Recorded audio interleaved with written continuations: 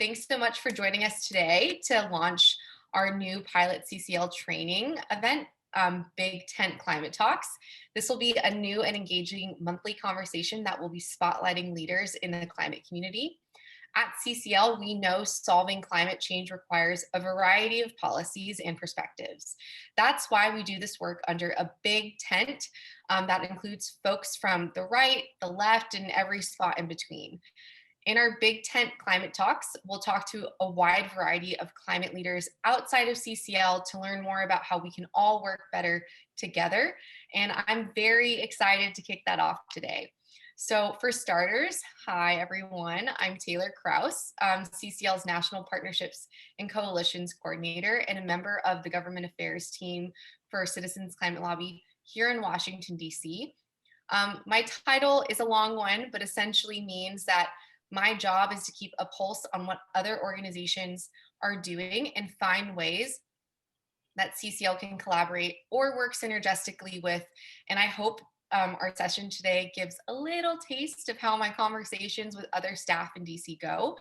I'm also earning my master's in energy policy and climate from Johns Hopkins at night. So I'm a big energy nerd and really looking forward to discussing a variety of energy policies that we can hopefully couple with grassroots momentum to get passed. To launch our event today, we will be hosting a conversation between myself and Jamie DeMarco, who is the Federal and Maryland Policy Director at the Chesapeake Climate Action Network, better known as CCAN, and Quinton Scott, who's also at CCAN as the Federal Campaign Associate. So before we get started, because today's program is one of a kind and a back and forth conversation, it might be a little different than what you typically see on CCL Community or other talks that we host. So I just want to make a few gentle reminders.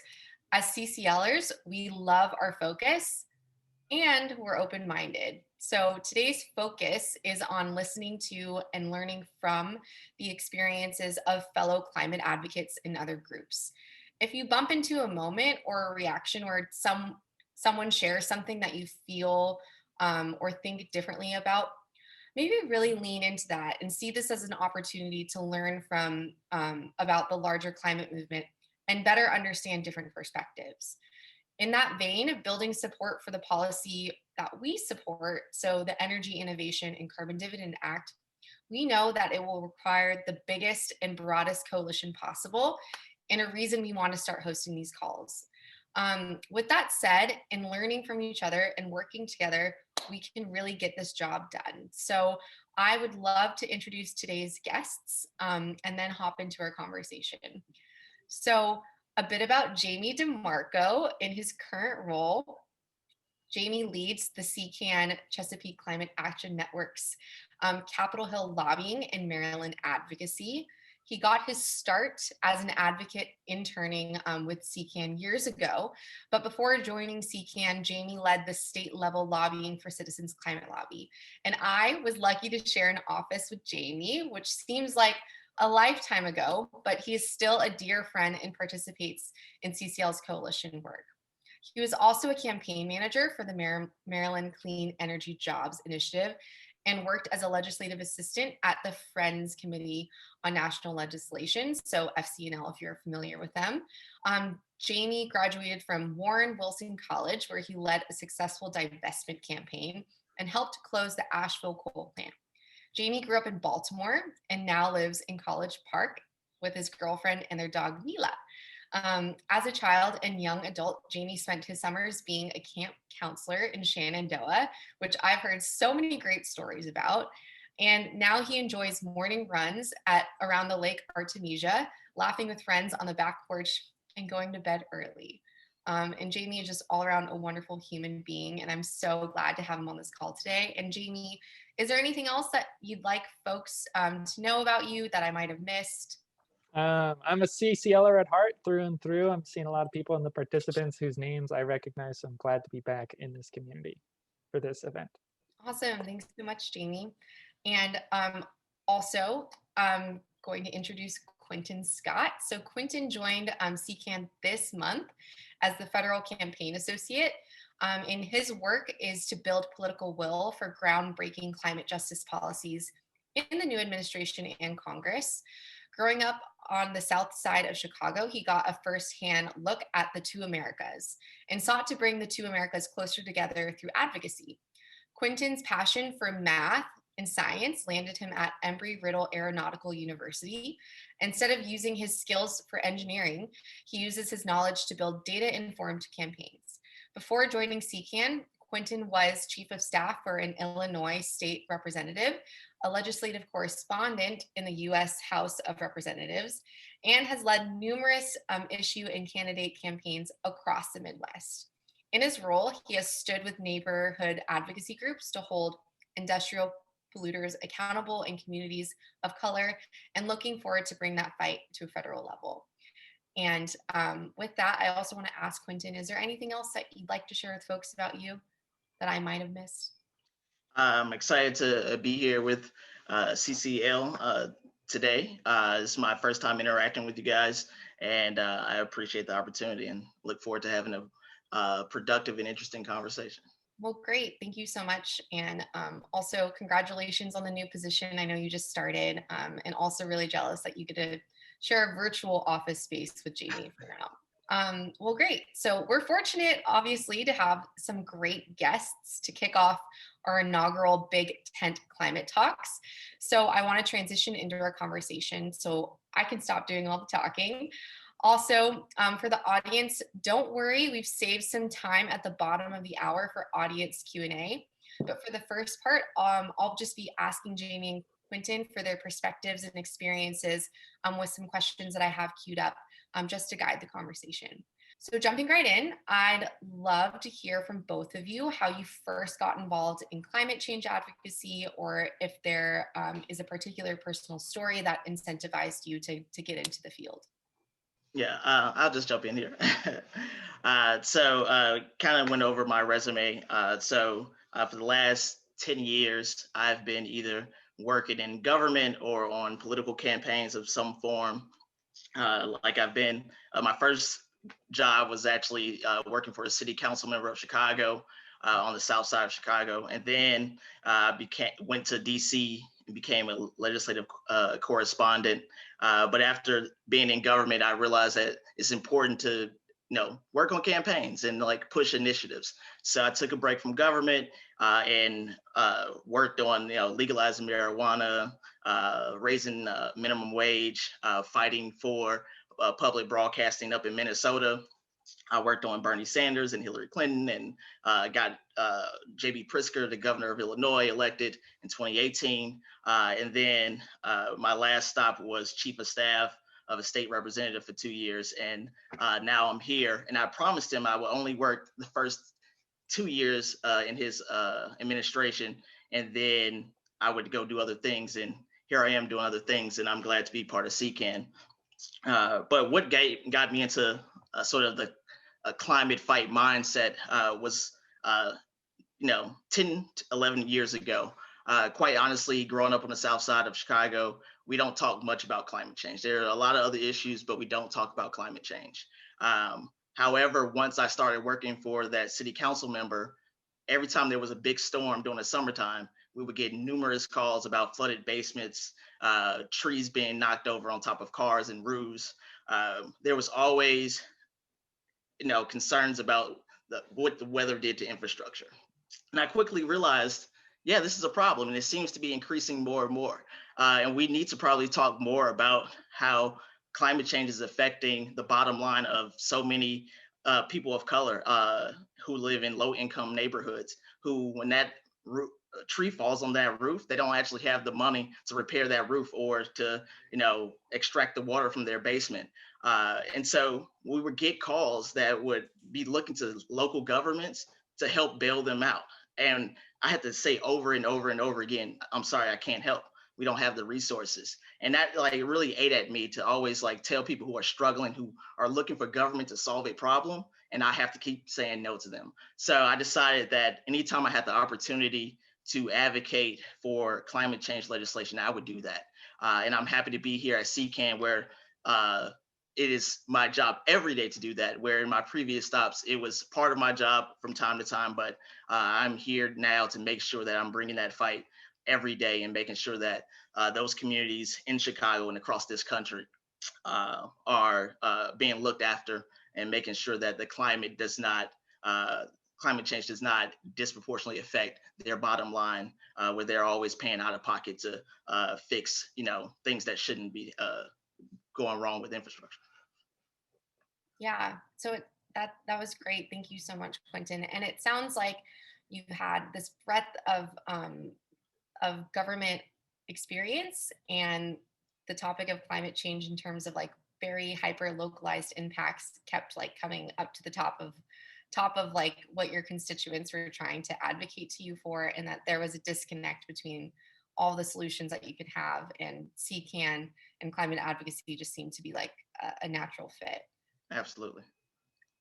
So I'm so happy that you found CCAN, and I think that once you're in the climate field, it seems like all roads lead to climate change in terms of talking about systemic or disproportionate effects of using dirty fuels. Yeah. So we're really glad to have this conversation.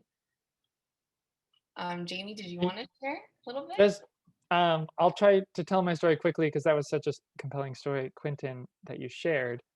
But I grew up in Baltimore in a lot of privilege and was in my own bubble. As far as I could tell for much of growing up, life was pretty hunky dory. I knew there were problems, but I knew people were working on them. And it wasn't until I had a girlfriend my senior year of high school who told me, Jamie, the lives we live come at the cost of people in places all over the world.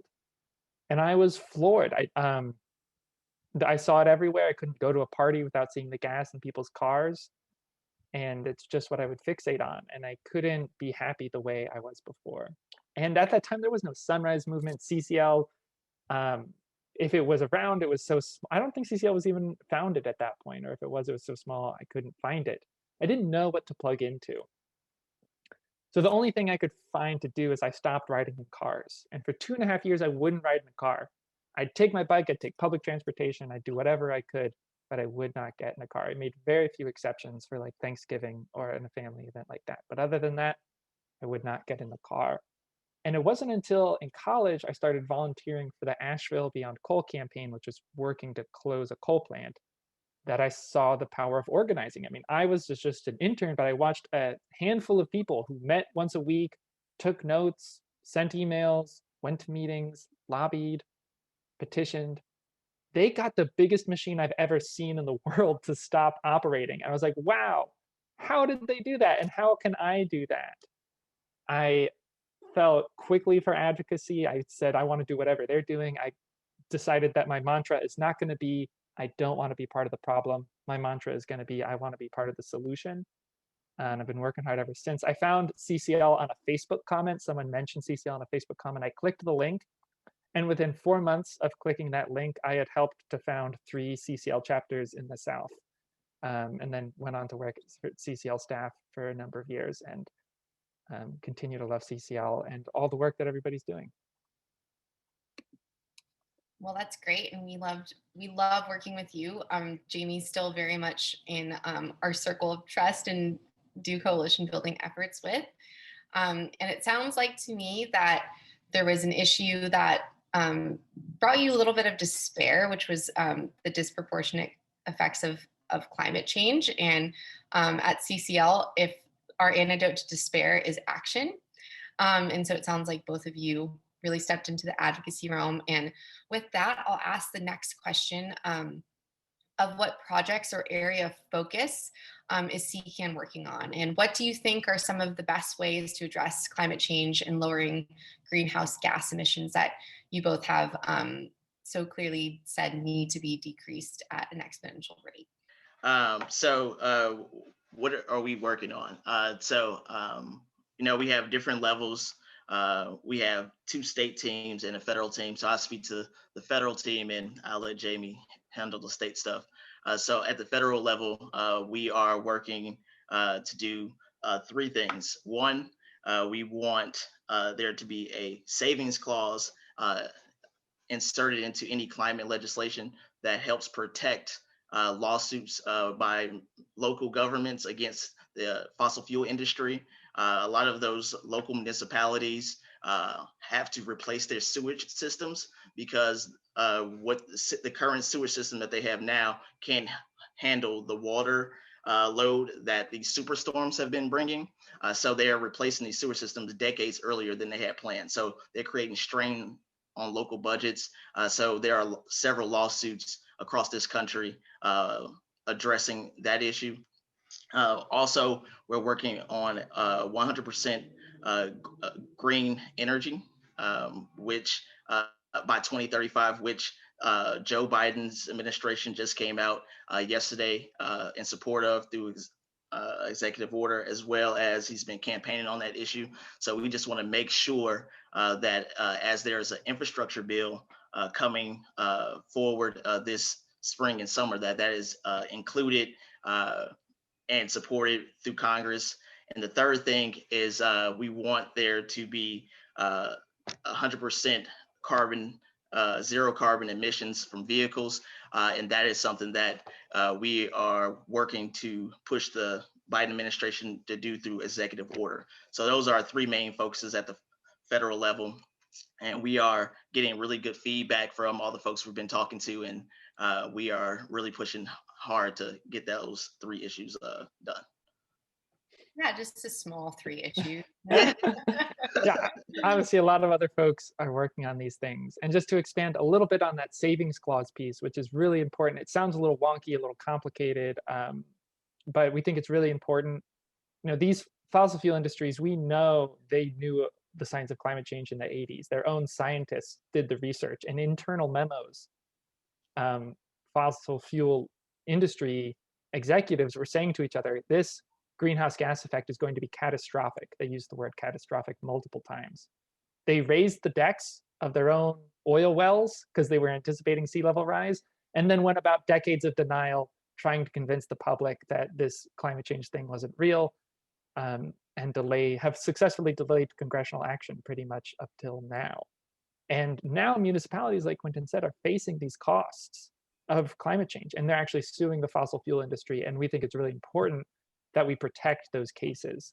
And I always have to tell people the difference between CCL and CLC. Of course, the Climate Leadership Council is different than the Citizens Climate Lobby, because the Citizens Climate Lobby has never advocated for a waiver of liability throwing out those court cases. And the founder of CCL, Marshall Saunders, thought it was really important to protect access to the courts in those court cases. And so that's what we're trying to do through savings clauses, as well as whatever we can get into Biden's big energy infrastructure plan this summer. Great. Yeah, I think that in terms of interfacing with the Biden administration, especially for all these climate advocacy groups that have been hoping for a turn of tide, are starting to really wrap their arms around what all the possibilities are, and they seem pretty infinite. So in terms of that, thank you so much for that distinction between CLC and CCL. I know that CLC actually has rescinded the moratorium on oil industry. So that is something that, thank you so much for putting that differentiation, Jamie. And it sounds like you are working on a breadth of things, that CCL being like very hyper focused on carbon pricing. And so I'd love to hear your thoughts on how we can best be in this movement together. What do you think CCL can do to continue to be helpful, or be more helpful, or maybe stop doing? I'd love to hear feedback from you. And first of all, I think CCL needs to keep doing what it's doing. Citizens Climate Lobby does a great job of expanding the envelope of political will through grassroots advocacy, bringing people into the climate movement and contacting their members of Congress who would never have done that otherwise, who no other group would have been able to reach. So I think that's really important, that CCL just keeps on being CCL. I also think it's important that, and I think I saw a question around this in the chat or the Q&A, of like, what's coming down the pike or the pipe? We anticipate, and we've heard from various different staff, including staff in Schumer's office, that this early summer, late spring, there's going to be a big transportation infrastructure package, really big package that the Biden administration is going to put together and have introduced in Congress. And that is going to be the sort of climate vehicle that Biden is going to use to try to enact his climate agenda. And it's really important, I think, that Citizens Climate Lobby, in order to achieve carbon fee and dividend, try to get carbon fee and dividend included in that package, because I think that's going to be what moves. And I think we've heard from a lot of staff on the Hill that they are going to try and pass that package with bipartisan support. They're going to give Republicans a chance to vote for it and get to 60 votes in the Senate. If they cannot get to 60 votes in the Senate, then they're going to try to pass it through reconciliation as much as they can. And so I think it's like CCL's work between now and early summer is really important, because we're going to have that chance. That Senate vote trying to get to 60 is going to happen in the next 7 months. So now is a more critical time than ever. And if we can't get to 60 votes, I think it's important that CCL come in line with the rest of the climate movement and the Biden administration and advocate for that package passing through reconciliation. Great. Yep. And I completely agree. You said it very eloquently. And it's going to be a very exciting few months for anybody that's in the climate space. I think this is the moment that we've all been waiting for. So Quentin, I wanted to, if you had any, I know this is your first time interacting with CCL, so feel free to say skip if like this is not.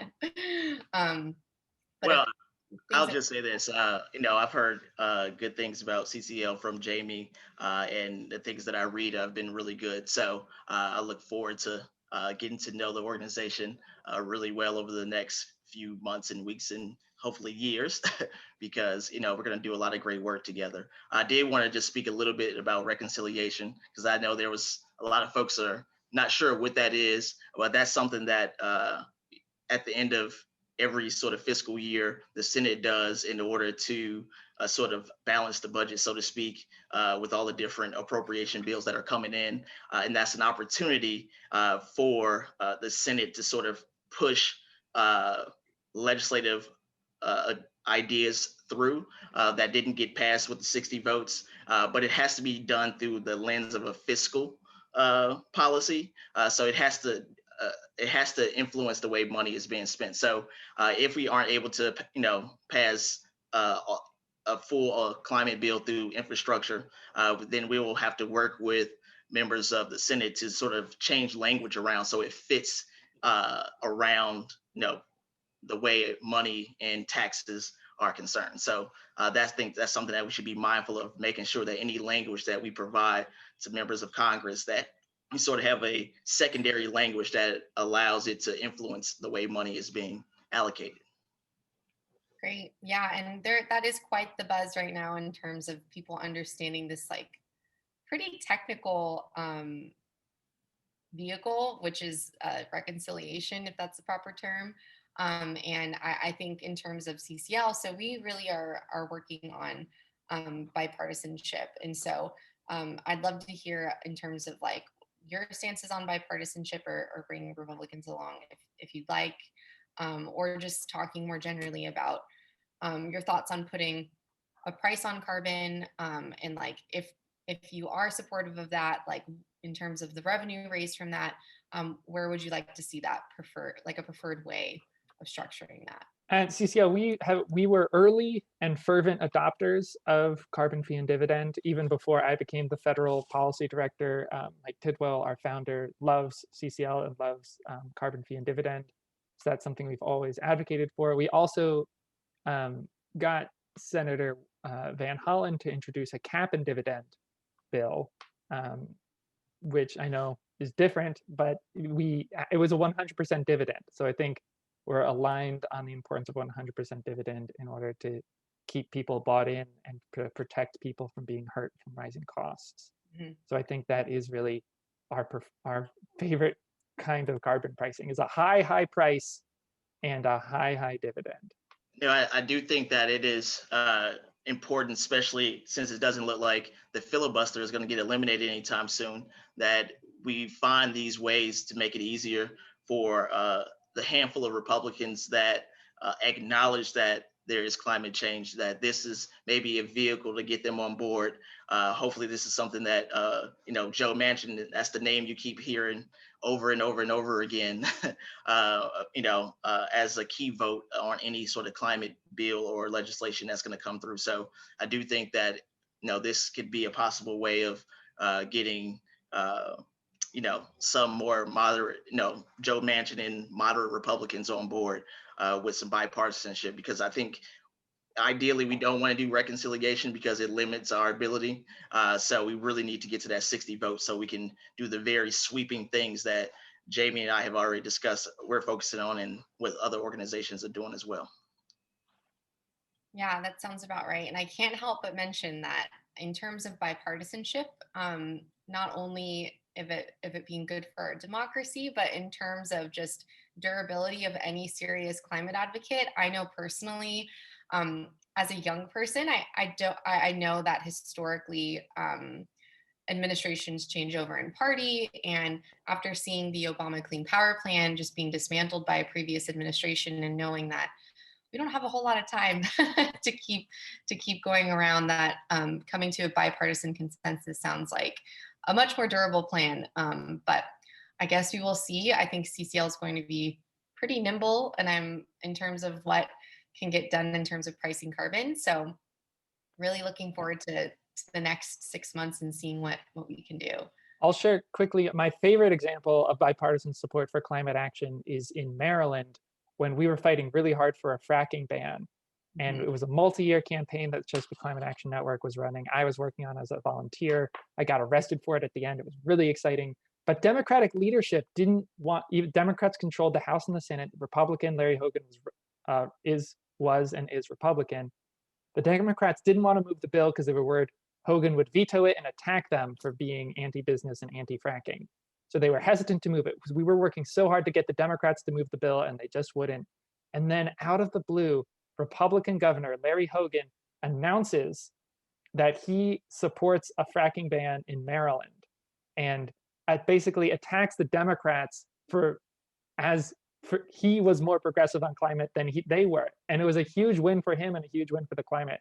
So I love bipartisan when we get Republicans in line with the signs of climate change, like that moment, or like Republican governor of Massachusetts, who recently issued an executive order that all new car sales in Massachusetts will be all electric by 2035. So I think we can get Republicans to take actions that are in line with what the science demands. I get less excited about bipartisanship when we're meeting them where they are, and more when we're making them come to where we are.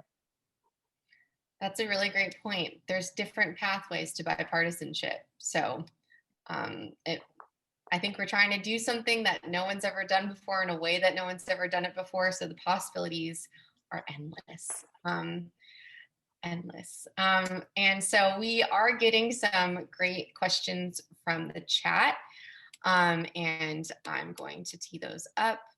So someone is very curious about how lots of different approaches to climate solutions can be packaged together in the legislative process. How, in practical terms, could carbon fee and dividend or carbon pricing legislation be paired with infrastructure investment and additional climate justice policies? Well, I really threw you a softball there. Sorry, guys. Yeah, the legislative process can be very complicated. So yes, it's a infrastructure and transportation bill, but the amendment process allows you to throw a lot of other things onto bills, which is what they call riders. So yes, it is going to be the top line items and the things that will be out in the media. Most are going to be about how much money is being spent on this piece of infrastructure or this vehicle, but we can also add amendments in that sort of address environmental justice and making sure that resources and monies are going to the right places that we need. So it is very complicated. We've had some conversations this week where we're talking to congressional staff, and they acknowledge that this is going to be a pretty big bill to lift and move.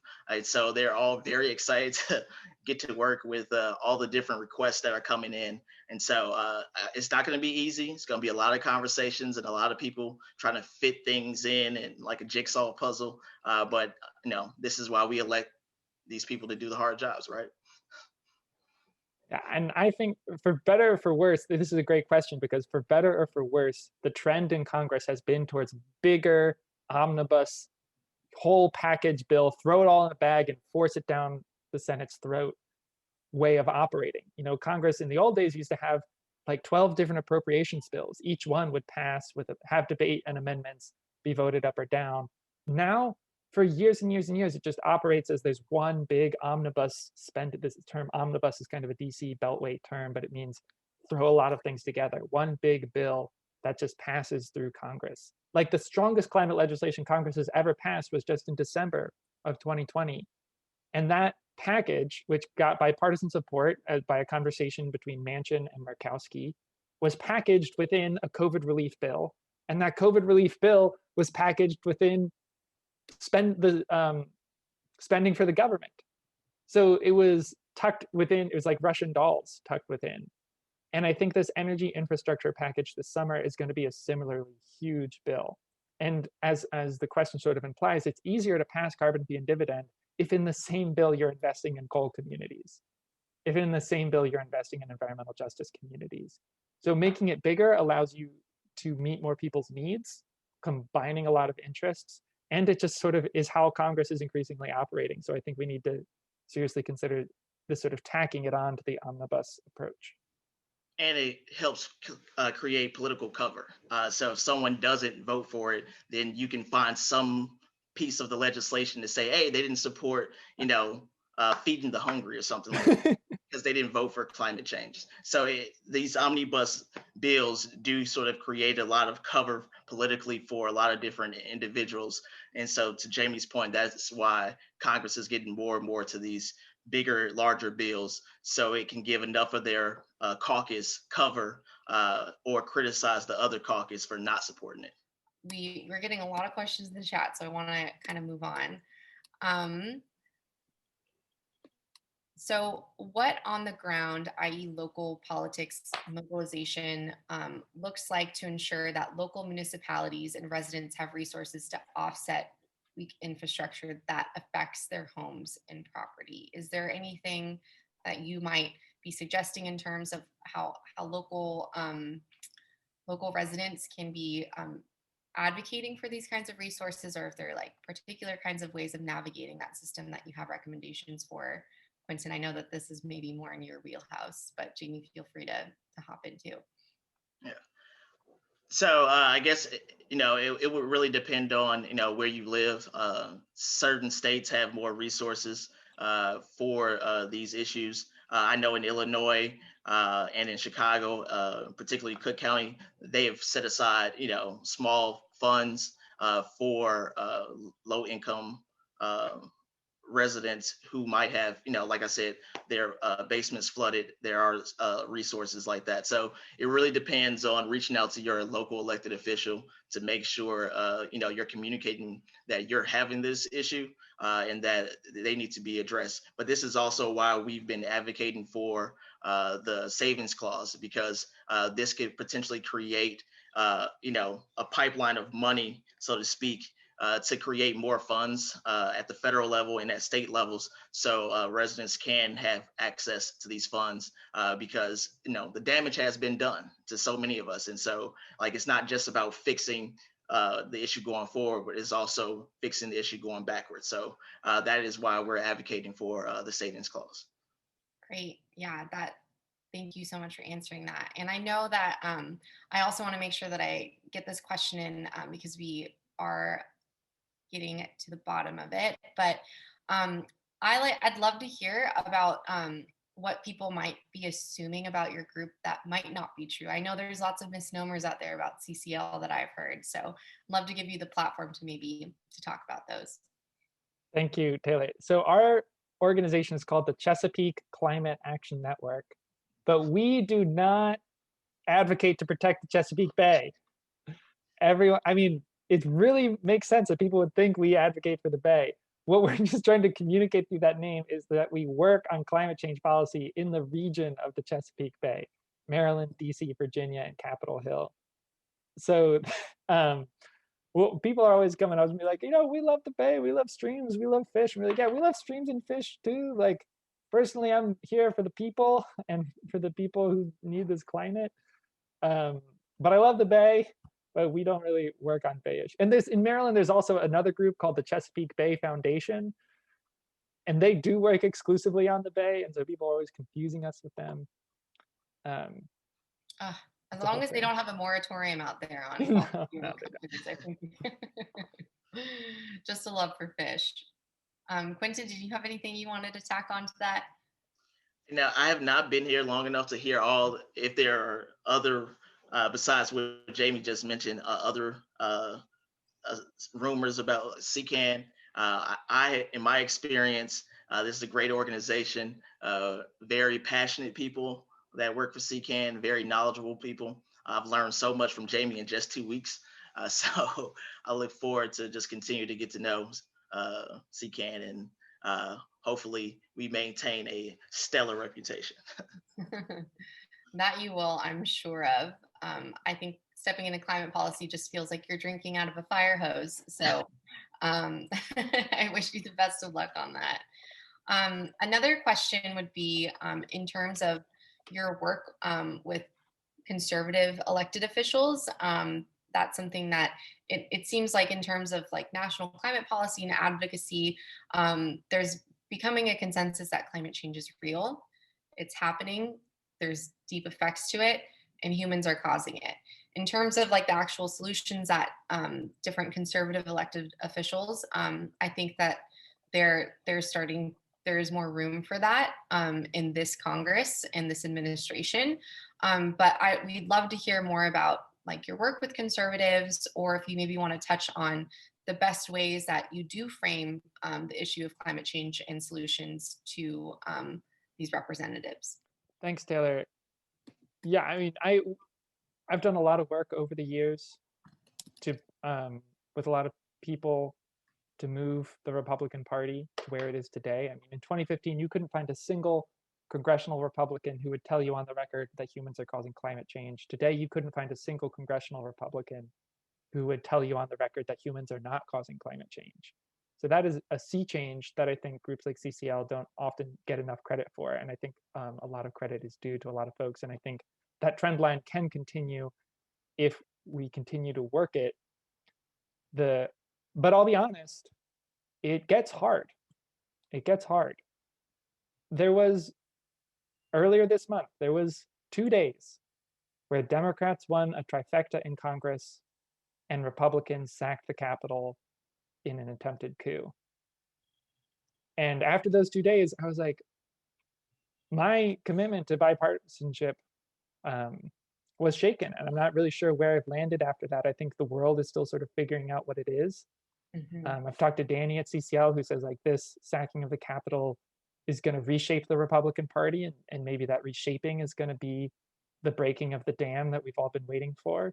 But I talked to other people who say like now more than ever is the time to try to pass climate legislation without worrying about whether you can get a Republican to vote for it.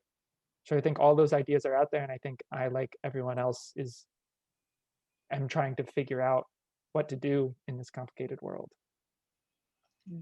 Yeah, I agree with Jamie. It's been quite a struggle to get conservatives to move on climate issues. But I think that if we are able to, it's going to start with sort of understanding where they're coming from and trying to meet them where they are.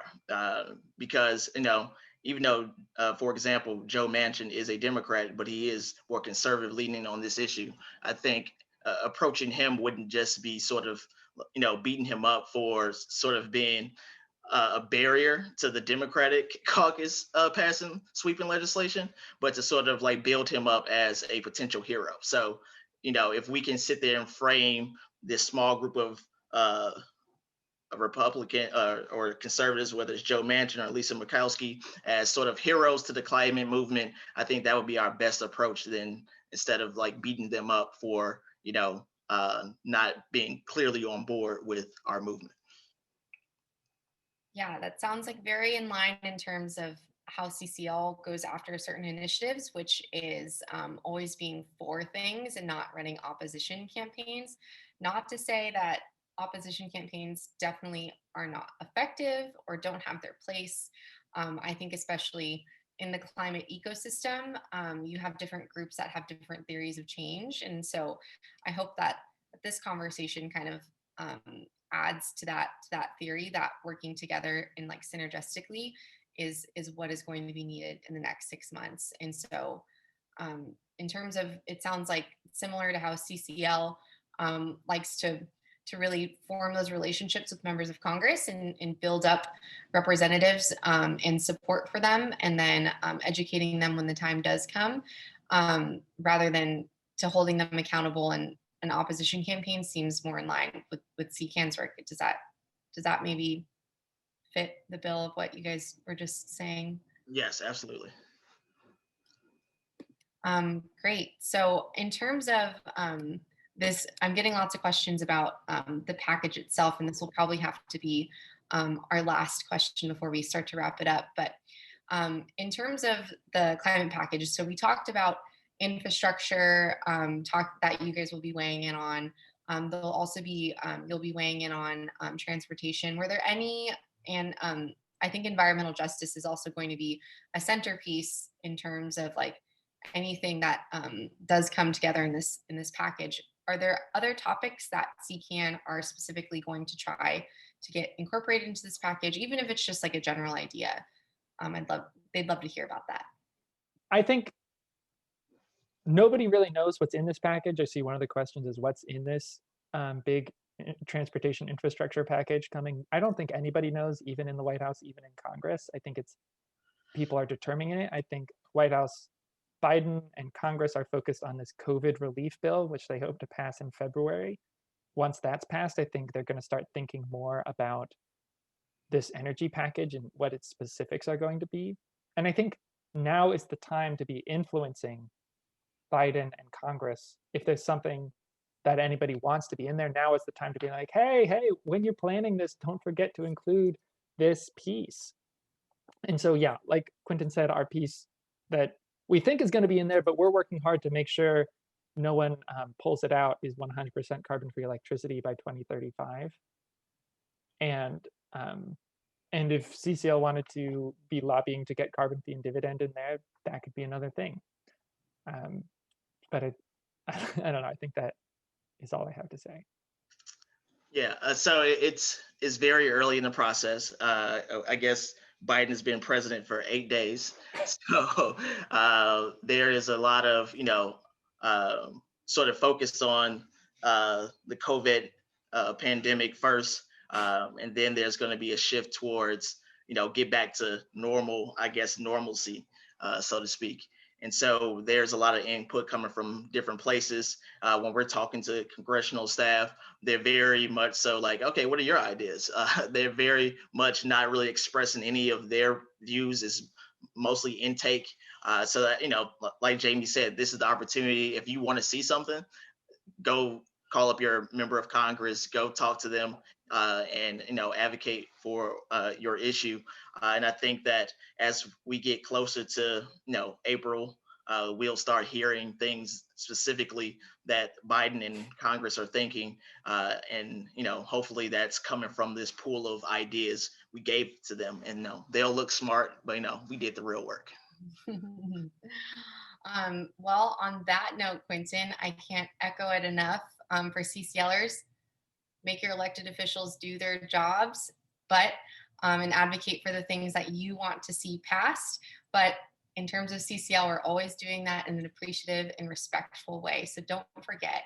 And it seems that we've already reached the 45-minute mark. Amidst all this great convo, I'm definitely going to have to start to wrap it up. So just a brief reminder where you can find today's recording to share with those that couldn't join us live, as well as our education director, Brett Cease's email. If you have any comments, questions, feedback, again, this was the first of its kind, but definitely not the last. And lastly, here's the website for both Citizens Climate Lobby and the CCAN network. If you'd like to get more involved and active, as well as the registration link to sign up for the future Big Tent Climate Talks, I really look forward to seeing all of you here next month. So again, we'll be back here next month, same time, same place, fourth Thursday of the month, 3 p.m. Eastern, 12 p.m. Pacific. And really, thank you all so much for joining us. Again, thank you so much to our special guests, Jamie and Quentin, and that you all stay safe. Thank you for having us. Thank you, Taylor. Thank you, everyone. Thank you for listening to this episode of Citizens Climate Lobby's training program. You can tune into more episodes anywhere podcasts are available. Inspired by what you heard today? Join Citizens Climate Lobby to advocate for bipartisan climate solutions. Go to community.citizensclimate.org to find more trainings, resources, your local chapter, national action teams, discussion forums, and more. Be sure to like our Facebook page and follow us on Twitter and Instagram @CitizensClimate. We also invite all of our listeners to subscribe to our YouTube channel for more inspiration. And together, we are creating the political will for a livable world.